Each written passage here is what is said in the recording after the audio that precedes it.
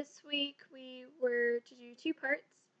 The first part was to dissect the meaning of this quote by Ron Edmonds.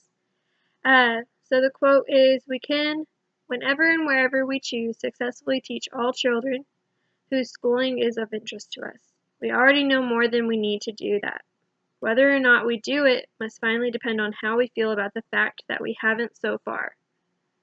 I think that's a really interesting quote because a lot of the time there are many barriers in the classroom that don't allow us to teach each student the way that they need to be taught. Many students learn in different ways, and sometimes it's really hard to, reach that understanding with those students. I do believe that one of the biggest barriers in the classroom, in the learning environment, is going to be curriculum, solely based on the fact that a lot of curriculum nowadays is built based off of what students need to learn for standardized testing. Standardized testing really does kind of limit what we are able to teach our students. It is effective effective learning. They're learning something. They're learning effective or important material. That's what I'm trying to say.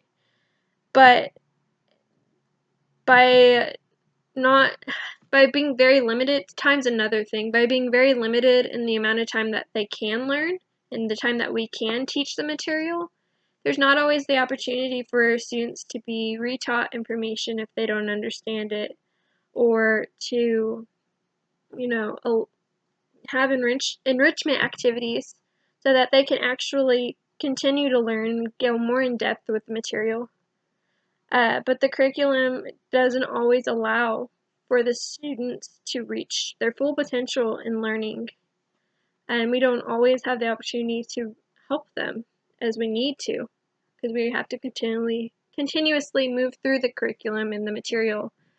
But, as teachers, it is our goal, it is our job to try to help those students as best as we can. But, like I said, the curriculum, time, standardized testing, those are all barriers for the curriculum, or for the teaching.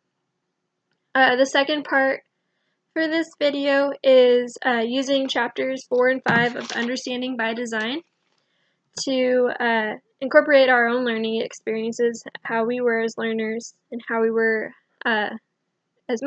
being motivated in school. What really got to me in chapter 4, it is understanding by design, but I think it is really important to get the fact that students do understand things in different ways. And that sounds really silly because it's understanding by design, so of course, we're going to learn differently.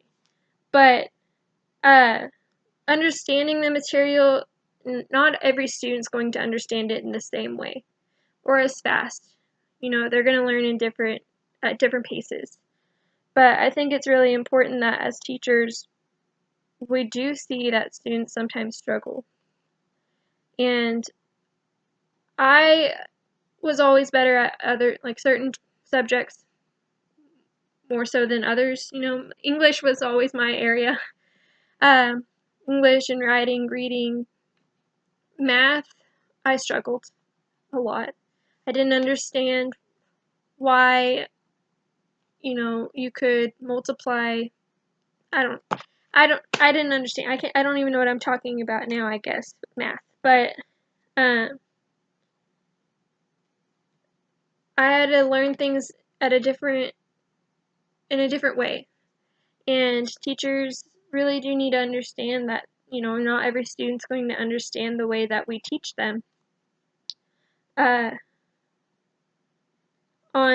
page 82 in chapter 4 of Understanding by Design, Wiggins and McTighe actually state, "The word understanding has various meanings, and our usage suggests that understanding is not one achievement but several, and it is revealed through different kinds of evidence." So there's different ways for students to show their understanding. of a subject. They may not always show it on paper, but they could, maybe explain it, or they could show you their understanding without doing maybe a word problem or something. Or maybe they need a word problem to be able to show their understanding. Maybe numbers don't always do it for them. But it's important to know that, they might not always show it on the paper, but they may actually understand the material. On 84, they continue by saying, in short, sometimes understanding requires detachment. At other times, it requires heartfelt solidarity with other people or ideas. Sometimes we think of understanding as highly theoretical. At other times, as something revealed in effective real-world application.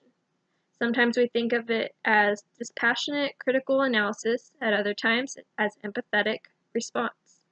Sometimes we think of it as dependent upon direct experience, at other times as something gained through detached reflection. These observations suggest the need for greater circumspection. It's really important, to see how students may show their understanding. And this can really show you how the students may be learning. And